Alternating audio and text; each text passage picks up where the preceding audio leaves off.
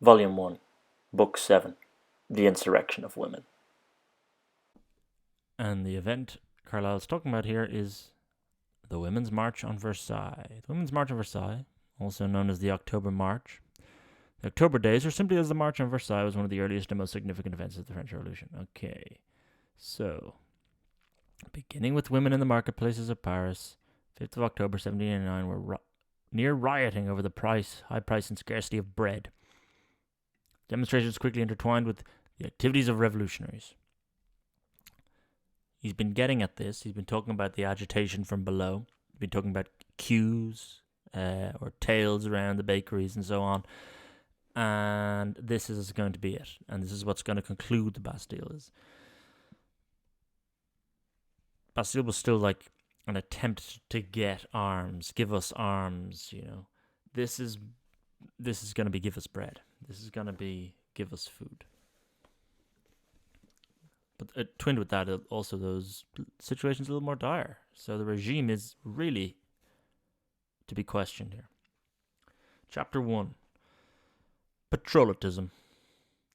No, friends, this revolution is not of the consolidating kind. Do not fires, fevers, sown seeds, chemical mixtures, men, events, all embodiments of force that work in the miraculous complexes of forces named the universe go on growing through their natural phases and developments, each according to its kind, reach their height, reach their visible decline, finally sink under, vanishing, and what we call die. They all grow. There is nothing but what grows and shoots forth into its special expansion. Once give it leave to spring. Observe, too, that it grows with a rapidity proportioned in general to the madness and unhealthiness there is in it. Slow, regular growth, though this also ends in death, is what we name health and sanity. A sans-culottism, which has prostrated Bastilles, which has got pike and musket, and now goes burning chateaux, passing resolutions, and haranguing under roof and sky, may be said to have sprung, and by law of nature must grow. So Bailly, I think even a line from Camille Desmoulins was saying, let's consolidate this revolution. Carlyle says, you have no understanding of what a revolution is, sir, if that's a genuine idea that you have. The second grand fit of sans-culottism, that of putting him in durance, cannot be distant. Necker in the National Assembly is making moan, as usual, about his deficit, barriers and custom houses burned, the tax gatherer hunted, not hunting. Inversion of natural order there. His Majesty's exchequer all but empty. The remedy is a loan of 30 millions. Then, still more enticing terms, a loan of 80 millions. So extend and pretend. Where do we seen that before, apart from everywhere since the 2008 crash? Unfortunate females give what they have amassed in loving. The smell of all cash, as Vespasian thought, is good. To appease the deficit, not to comble or choke the deficit. We had that saying before. This is Mirabeau, and he was heard saying it's the deficit that saves us. As in, it's the deficit that almost saves what has supplanted them into power in its own way. Each according to his kind, used there when describing the natural growth and cycle of revolutions and change. Of course, from Ezekiel, very famous biblical saying. We'll talk about there's no veto absolute here in the French parliaments around the deficit.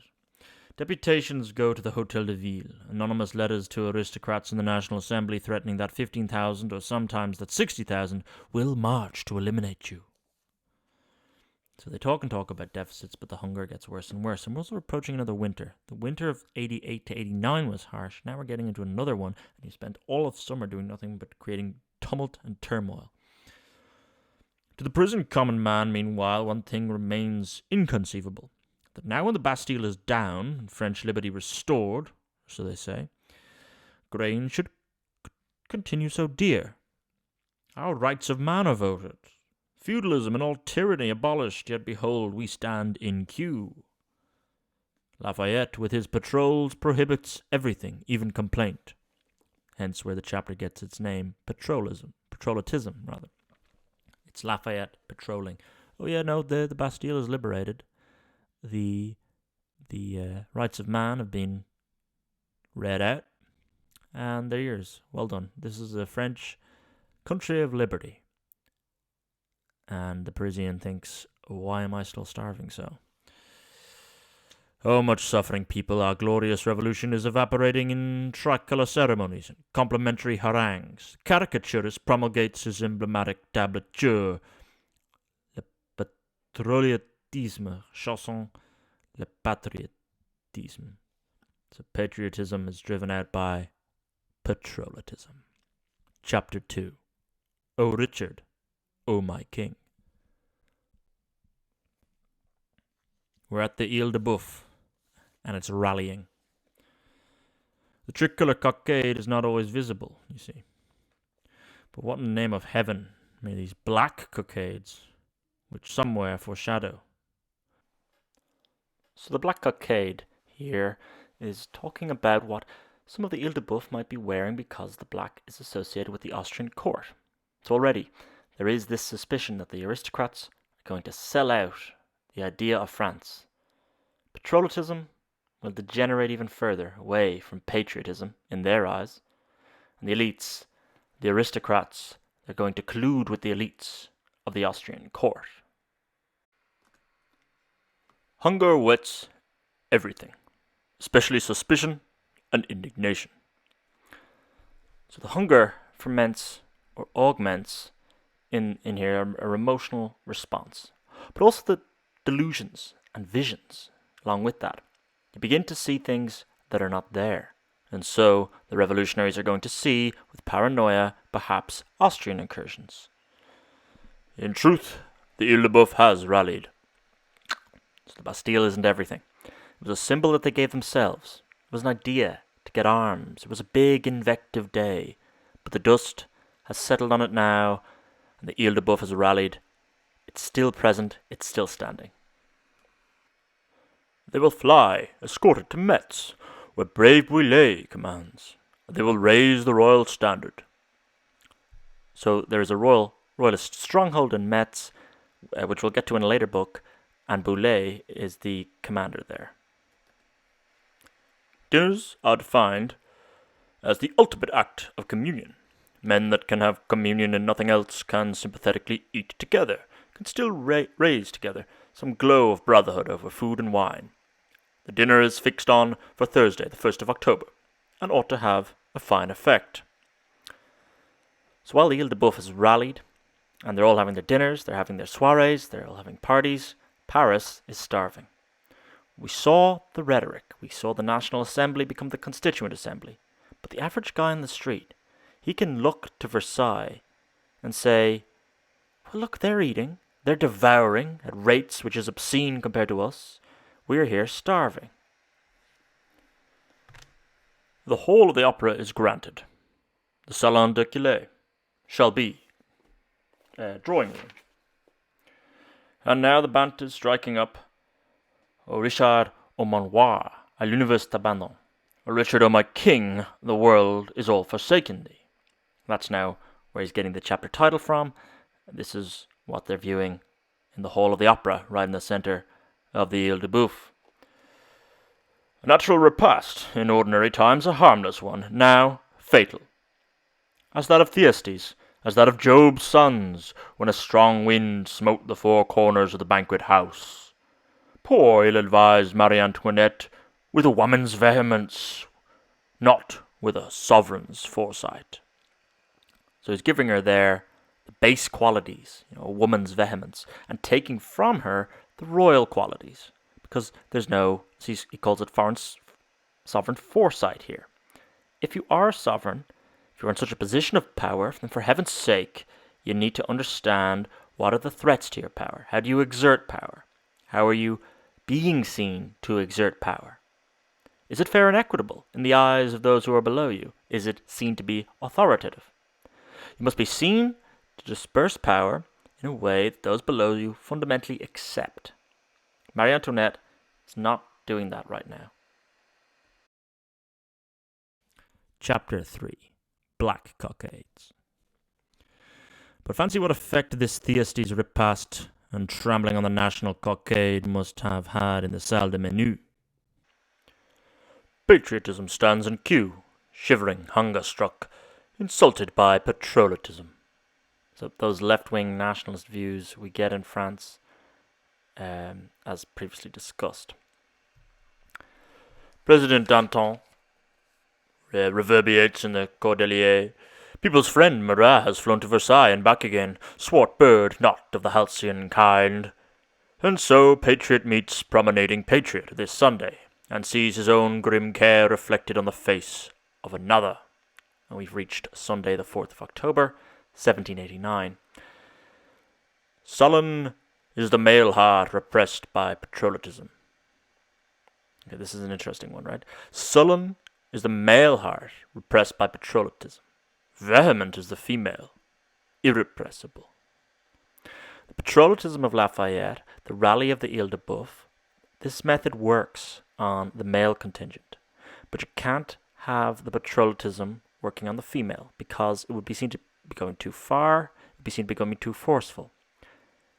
The methods you're trying to use to rally or to stabilize or to consolidate, because, a lot of people would be viewing patrollotism from different lenses. Lafayette would be seeing it from a different lens to the king, who would be seeing it from a different lens to a Mirabeau, and so on.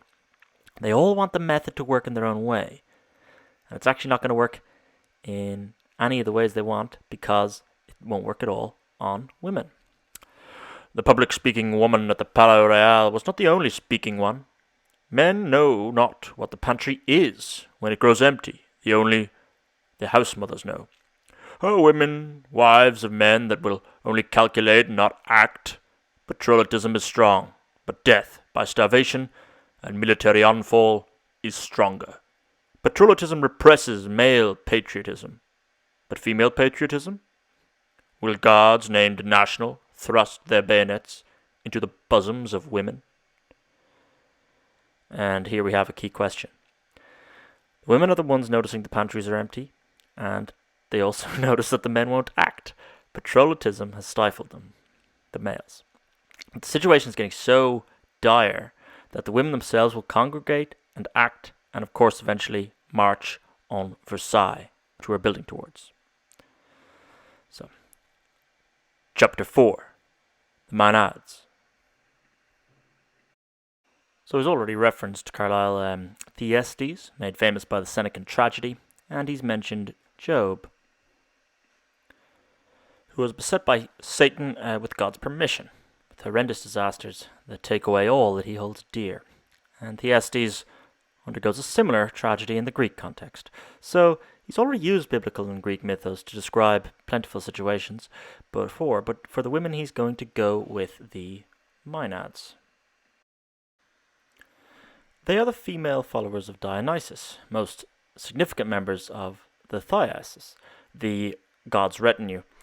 Dionysus being the equivalent to the Roman god Bacchus, and were mythologized as mad women who were the nurses of Dionysus. That's what Carlyle's going for in this. When you think of the followers of Dionysus, you're thinking of something crazed. You're thinking brought down to one's natural desires, right? So a lot of the time with Dionysus, that will be sexual, but this here is purely hunger. The commonality between the two, between what Carlyle's going for and the mythos, is the ravenous madness that comes about from a primal desire. So also, bear in mind, the invocation of a Maenad will bring with it a particular madness that is associated with crowds, not something that is isolated to individuals. So with that, Chapter 4, the Menads. If Voltaire once, in splenetic humour, asked his countrymen, "But you, Cockades, what have you invented?" they can now answer, "The art of insurrection."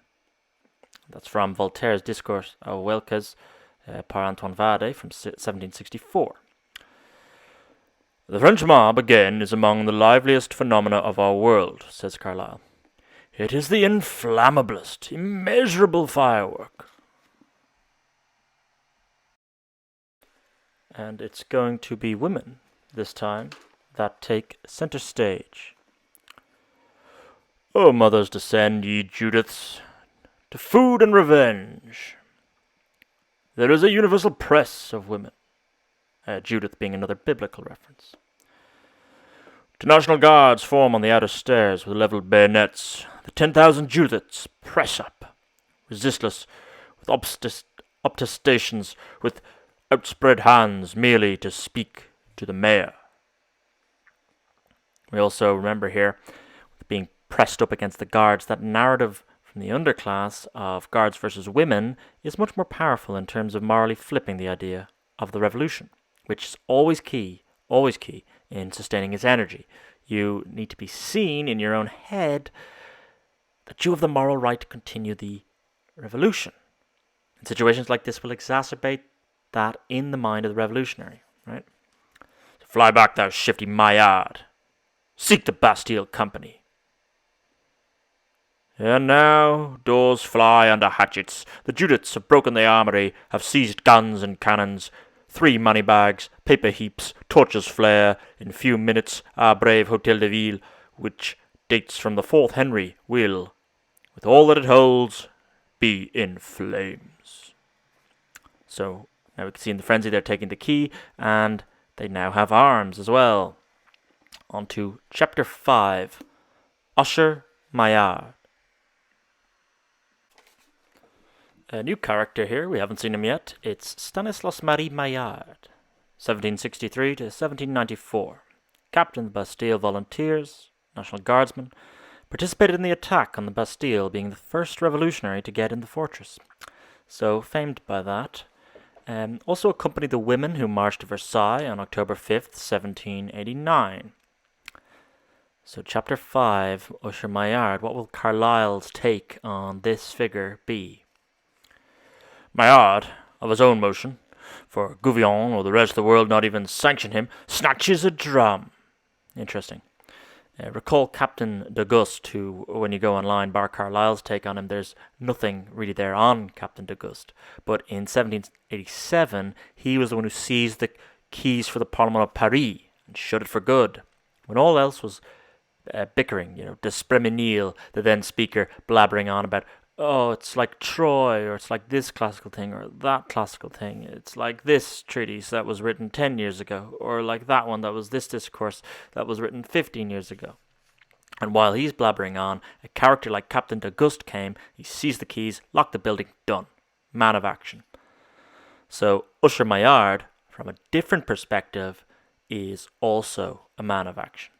Snatches a drum, descends the porch stairs, rantan beating sharp with loud rolls, his rogues march to Versailles, allons à Versailles. So they bring down the Hotel de Ville, these Menads, but it's someone like Maillard who's like, let's take this to Versailles, let's take this to where they are rallying, the Ile de Boeuf, where we've heard Richard O' My King, this sort of pageantry, this orangery decadence. So now these Menads round shifty Maillard, riding usher of the Châtelet, hence why Carlyle here is calling him an usher. Maillard beating rhythmic with a sharp rantan all along the quay, leading forward with difficulty his Menadic host. And now Maillard has his Menads in the Champs-Élysées, field Tartarian rather. He persuades his Menads, clamorous for arms in the arsenal, that no arms are in the arsenal, that an unarmed attitude and petition to a National Assembly will be best. So, hang on, what's going on here? Are they running out of steam? Let's find out. The old arches of the Severed Bridge echo under Menadic feet. Seine River gushes on with his perpetual murmur. That gushing of the river there being a clever ploy by Carlyle, similar to how the revolution itself continues to gush on, flow. Dispatches from Lafayette. So, people have copped to this possible march to Versailles happening here. Lafayette, now an instigator of Patrollotism, despite being in favour of the revolution largely, sends dispatches. In the National Assembly, while all is busy as discussing the order of the day, regretting that there should be an anti-national repasts in opera halls, that His Majesty should still hesitate about accepting the rights of man and hang conditions and peradventures on them, Mirabeau steps up to the president, experienced Mounier, as a chance to be, and articulates, in bass undertone, Mounier, Paris marche sur nous. Paris is marching on us. Maybe, comes the reply. Je n'en sais rien. The 300 have assembled. All the committees are in activity. Lafayette is dictating dispatches from Versailles. So Lafayette a real go-between here, trying to calm down the situation. We must exterminate the Regiment de Flandre and the Garde du Corps, who have dared to trample on the national cockade. So we're seeing here, is there going to be a counter-revolution, or is they're both going to lose its rallying ability? Things are back up in the air already. To Versailles, Mayor Bailey sent for through floods of sans-culottism, tempts academic oratory from his gilt state coach, realizes nothing but infinite horse of cries of bread to Versailles. So the consolidators, like Mayor Bailey, who we had in the last book, they're already in their gilt coach. They're the mayor of Paris. They've already had enough of the revolution, enough to suffice them. The reality, I'm afraid, is that it's the consolidation that's the pipe dream. The great Scipio Americanus can do nothing. Scipio Americanus being Lafayette. So he has dispatches. His patrollotism is failing. It's all breaking down. Chapter 6. To Versailles. President Mounier, though he answered Mirabeau with a tant mieux and affected to slight the matter, had his own forebodings. There are plots of aristocrats too evident in the matter. For example, one Miller has been bribed by a banknote of 200 livres, not to grind. Name unknown to the usher, but fact provable, at least indubitable. So their march towards Versailles hasn't been stopped by the Constituent Assembly. There are talks of bribes. This person in the National Assembly has taken this bribe. Oh no, this person's being told, given 200 livres not to grind. Not to grind even as a miller, not to do your job, not to feed. This is genuinely us against them. These are class lines getting more starkly drawn. You'll see members of the National Assembly well capable of turning against the aristocrats now. What we should have had originally, if we go way back, was Louis XVI using the Third Estate, the idea of the National Assembly and the Third Estate, along with the clergy noblesse to squash an advocacy middle. They could have done this around 1787 and 88. Failed to do it. Now there's no hope that the Third Estate are going to side with him. Said they're marching on him. What you're going to have as the last hope is to create a coalition with the advocacy class. But they're always going to look out for their own self-interest. They're not going to go in with Louis XVI and his aristocrats if they see him as a dying order. Chapter 7. At Versailles. Jourdan, unjust. Dealer in mules, a dealer no longer but a painter's lay figure, playing truant this day. He takes this idea of Jourdan from Weber, and Marshal Jean-Baptiste Jourdan, captain of the National Guard in Limoges, just a military figure who appears in this episode of the March. Who else do we have in this National Guard standing at Versailles as the march approaches? We've got Marquis Saint-Hurugue, hero of the veto, a man who has had losses and deserved them. So these are the key decision makers to side with the mob and betray Louis XVI, or to hold steadfast, guarding Versailles. National Guards, short of ammunition and deserted by their D'Estaing, their colonel, commanded by Lecointre, their major. So already the hierarchy is in a state of dysfunction. Behold, however, the 12 she-deputies returned from the chateau without President Mounier. So meanwhile, they've gone in for deputations. 12 Menads and Mounier, president of the Constituent Assembly. The Menads have now returned, but Mounier is still in Versailles, trying to come up with some agreement to calm down the crowd. Oh, women, what a king! Restorer of French liberty can write. So, just more Carlyle giving out about the state Louis XVI has let us get to. Good news these, but to what Menads, all too incredible. There seems no proof, then. Words of comfort. There are words only. So, words by Louis. Tell them what they want to hear. Just get them out of my hair. Oh, miserable people. Betrayed by aristocrats who corrupt their messengers. In his royal arms, Mademoiselle Louison. Shameless minx. Skin soft. Traitress to the Lanterne. The Lanterne, of course, being the place they kill traitors in Paris. So already they're turning against each other. You give us some reconciliation coming out of there. Well, now they'll assume you were in cahoots with the aristocrats. What you have here is a complete breakdown of negotiations. If when you get something favourable, your own side doesn't even believe it. Negotiations are now just happening as a template for revolution. They are not earnest. Nay, behold a new flight of Menads with Monsieur Bruno Bastille volunteers, impressed commandant, at the head of it. Chapter 8. The Equal Diet. But why lingers Mounier? Returns not with his deputation. It is 6, it is 7 o'clock. Still no Mounier, no acceptance, pure and simple. And behold the dripping Menads. Not now in deputation, but mass, they have penetrated into the assembly. So, they didn't get what they liked from Versailles, and so back to the National Assembly. Penetrating it, storming it, with cries, bread, not so much discoursing, du pain, pas tant de longs discours. Busy man truly is Major Lecointre in these hours, for Colonel D'Estaing loiters invisible in the Ile-de-Boeuf. So, the Major is the person who, because the Colonel has fled, finds himself in charge of the National Guard.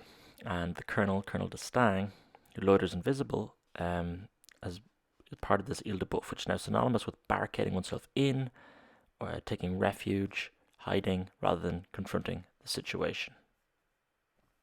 And that's this man, Jean-Baptiste Charles-Henri Victor Comte d'Estaing, French general and admiral.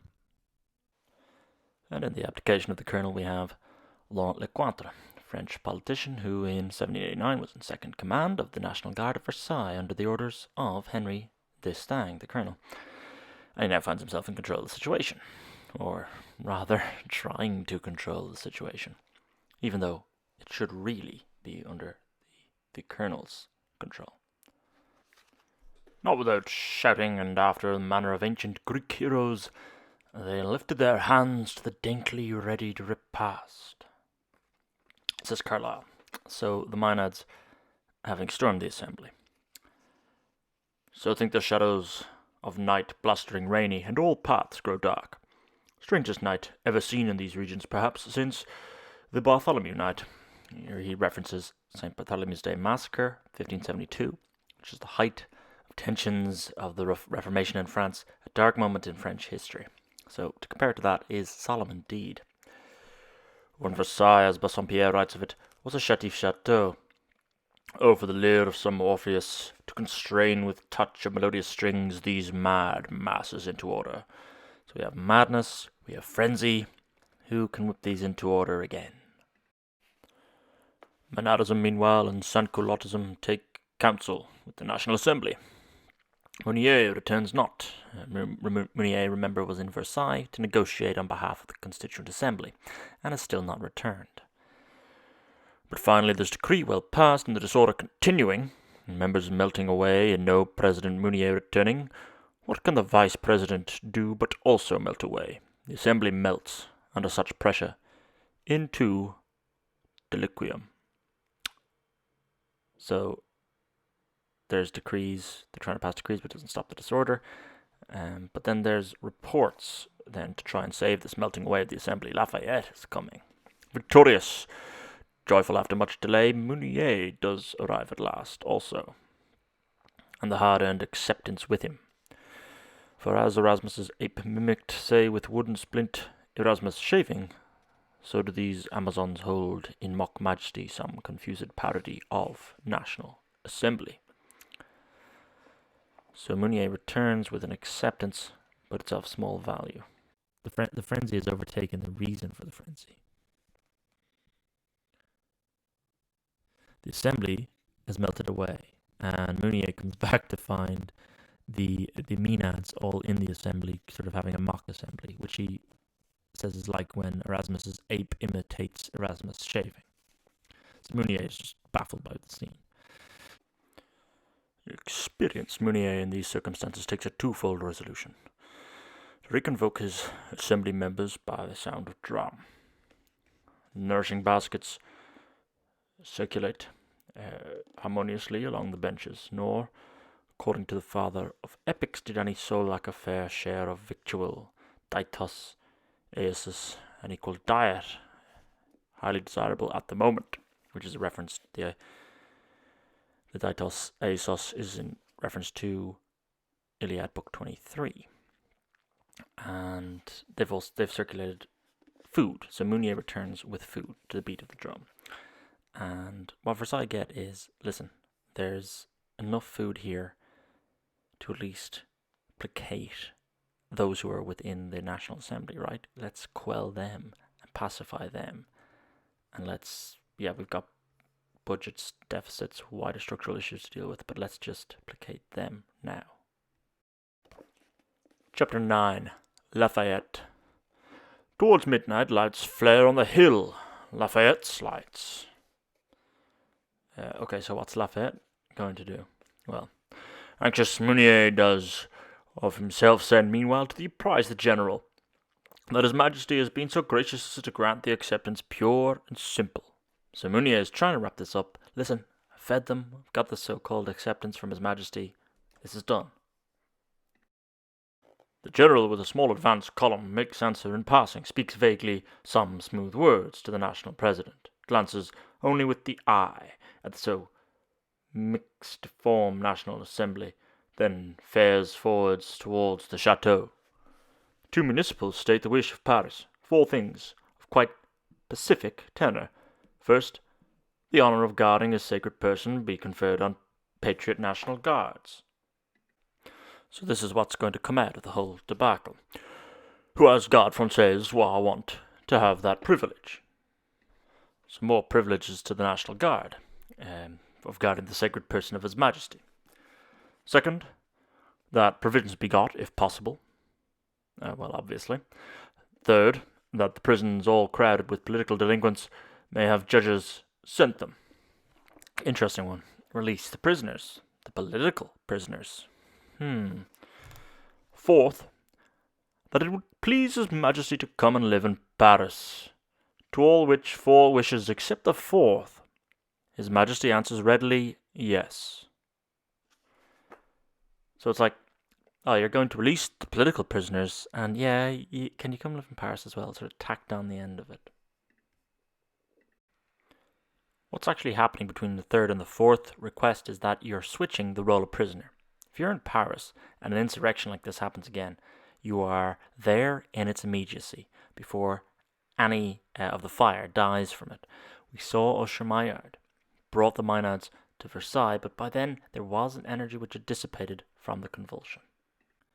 And he knows this. Lafayette and D'Estaing, the Colonel D'Estaing, settle the watches. Sent the Grenadiers out to take the guard room if they are the old occupied of the Garde Française, indeed the Garde du Corps. So there's a little wrangling here about the army and who's actually going to take who. There's Queen Marie Antoinette in this picture as well, that she alone among all women and all men wore a face of courage, of lofty calmness and resolve this day. She alone saw clearly what she meant to do, and Theresia's daughter dares do what she means, while all France threatening her. Abide where her children are, where her husband is. Yet chaos lies slumbering round the palace. Deep sleep has fallen promiscuously on the high and on the low, suspending most things, even wrath and famine. Darkness covers the earth. Sort of a make night hideous, as from Hamlet. Or a darkness covers the earth, from Isaiah. Thus then has ended the first act of the insurrection of women. How will it turn on the morrow? Well, the morrow, as always, is with the fates. But His Majesty, one may hope, will consent to come honourably to Paris. At all events, he can visit Paris. So, the settlement is I'll visit Paris. Anti-national bodyguards, here and elsewhere, must take the national oath. Chapter 10. The Grand Entries. So bodyguards are trodden down and massacred with 100 pikes. These are the unpatriotic ones. Women snatch their cutlasses or any weapon and storm in Menadic. Other women lift the corpse of shot Jerome, one of the dead bodyguards. See, the underclass don't understand. According to the advocacy class, this should be done. This should be finished. Mounier has his acceptance, but it's not the case. Woe now to all bodyguards. Mercy is none for them. Terror-struck bodyguards fly, bolting, barricading. But it follows whitherward. Carlyle is always concerned with where is chaos going. It spreads, but there is still going to be the idea of where is it spreading to. Save the Queen, suddenly is a shout. Battering of insurrectionary axes clang audible across the Ile de Boeuf. What an hour. Rage just brewed itself in 20,000 hearts for the last 24 hours. It's taken fire.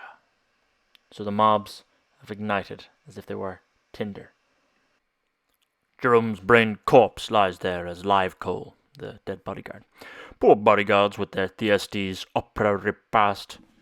Strange sons of Adam.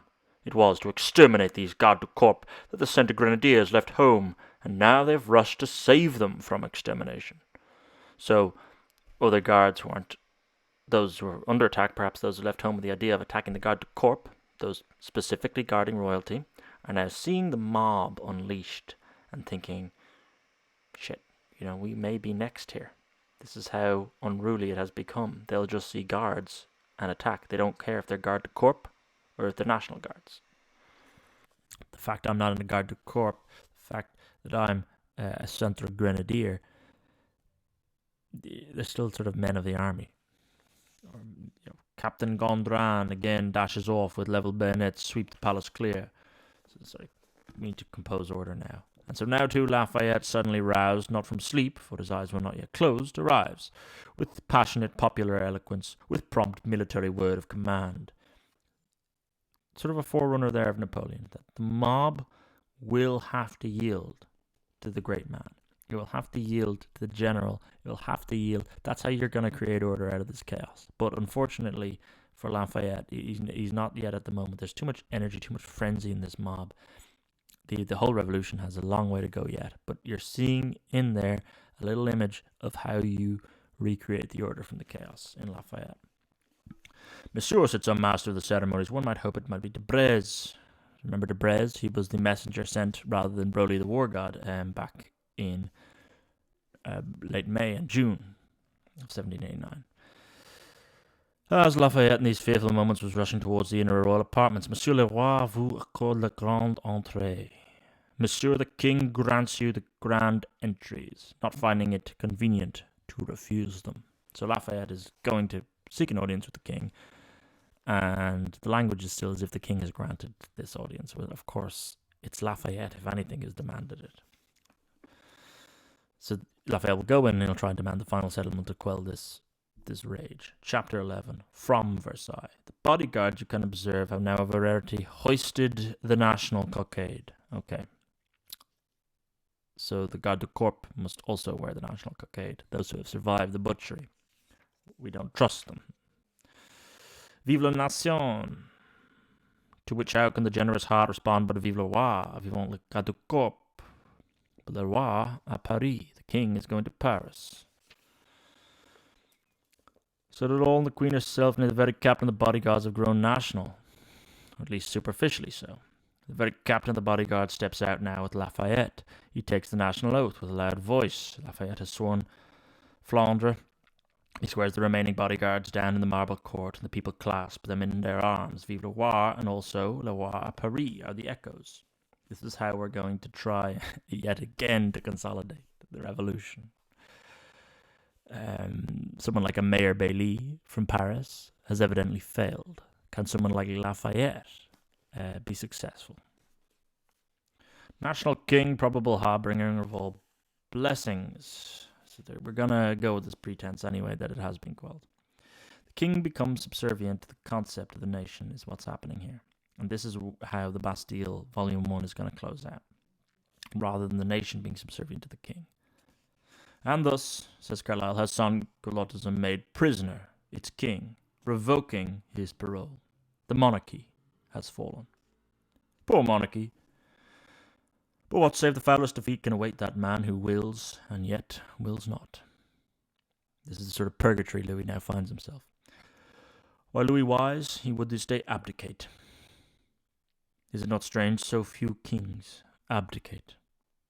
And none yet heard has been known to commit suicide. Is Carlyle saying there that suicide is the only true abdication of a king? As you have that feudalistic tie, you have a duty and an obligation. It's a duty to the death. And if you failed in that duty, so must come death. Is that the Carlylean position here in his perfect feudal society? Think of the abdication of Kaiser Wilhelm II after the First World War. That so disgusted elements of the German right in Weimar thereafter. The fact that he abdicated rather than fighting on. President Mounier, Lally, Tollendal, Clement Tonnerre, and all the constitutional two-chamber royalists needing change of air, as most note-changer royalists had formerly done. So there was chamber royalists, ones who wanted the National Assembly but were genuinely royalists still. They're gasping for air. They can't believe this insurrection of women and sort of where it's leading France now. And they're out. They sense this thing's turning badly. Remember Necker was in Switzerland, and when he returned he said I'm going back to the abyss. Well, they're starting to notice that it's the abyss as well. This is the second emigration. To Switzerland alone there goes 60,000. They will return in the day of accounts. The day of accounts being another biblical reference from Matthew. But emigration on emigration is the peculiarity of France. Abbé Maury is seized and sent back again. He tough as tanned leather with eloquent Captain Cazalet. And some others will stand it out for another year. And this is him, Jean-Séphrin Marais. What then has caused these two unparalleled October days? For surely such dramatic exhibition never yet enacted itself without dramatist and machinist. Wouldn't Punch emerges not with his domestic sorrows into the light of day, unless the wire be pulled? How can human mobs? Was it not D'Orléans, then? And Laclos, Marquis Sillery, Mirabeau, and the sons of confusion, hoping to drive the king to Metz and gather the spoil. So Carlyle here is looking for the cause. Who caused this insurrection? And that's what people on the street are thinking as well, and also certain people in power. This wasn't just completely natural, so who caused it? Mirabeau, he wanted the king to go to Metz, so he'd create a vacuum of power, in which he himself, already an official king, could exert more power. Or maybe it was D'Orléans, someone who was within the circle of the aristocrats and wanted to replace the stultified old aristocrats. But then Carlyle spins that on its head and says, no, actually, it's the loyalists. He says, nay, it was not.